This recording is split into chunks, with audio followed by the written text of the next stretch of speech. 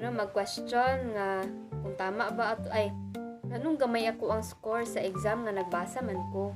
Pero mali dito sa mali dito yung gibuhat, so naapay kulang sa imong gibuhat.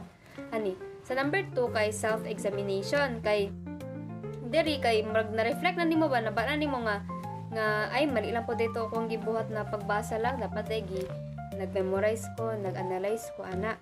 Sa number 3 kay critical assessment, diri kay na-realize na nimo nga ang atoong gituuhan nga pag-cram kay mali di ay kay dapat katong on time na nato siya gibuhat, wala na nato siya gipadugay na naghulat pa ta nga napay maabot nga iba na activities bago nato buhaton ana.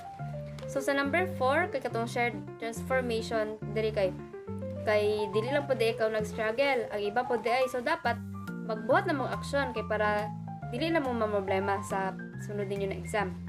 Sa number 5 kay katong sa exploration na katong nag-try na ka on new ways sa pag-study.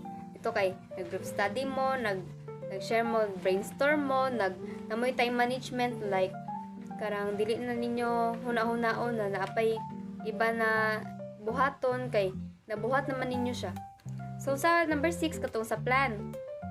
Kung nag-set na mo og mga new schedule para sa inyong next exam, kung sa inyong buhaton, kung sa mga needs ninyo, ana. Tapos sa number 7 katong knowledge, they learn note taking kato kay mag-take note mo kung sa mga discuss sa inyo kay para dili ninyo dali malimtan. Sa katong number 8 katong trying out the plan kay karang mo sa inyo hang new schedule, like sa new schedule ninyo kay Karina Day kay mag-practice ta, Karina Day mag-brainstorm ta, Karina Day kay i-share na to kung sa itong mga nasabtan sa gi-discuss ato sa teacher ana.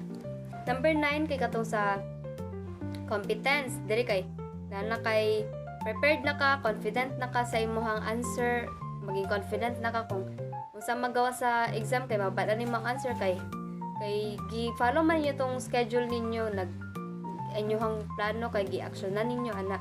Tapos sa katong number 10 na ta sa reintegration kay diri kay new habit na nato ang pag-study kay nakita man to na effective jud to gibuhat na pag-study nga tarong na nakig-communicate ka sa iba ana god ana. Mo lang to siya sa 10 P's of transformative education. So, next atong i-discuss ang kay James Prohaska and Carlos D. Clemente stage of change. So, trans-theoretical model is a model that explains how people intentionally change behavior through stages from not being aware to permanent change.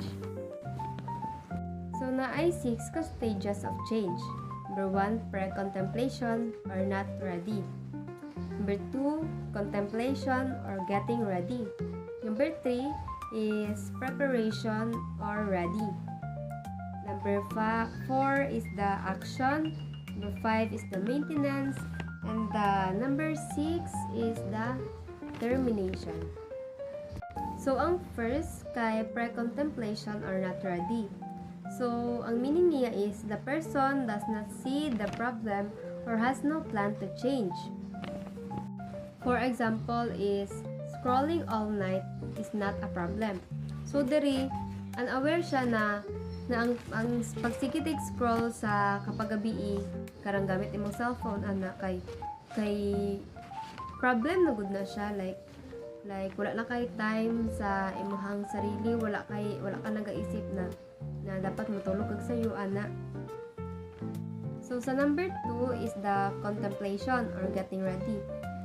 The person realizes there is a problem and starts considering change.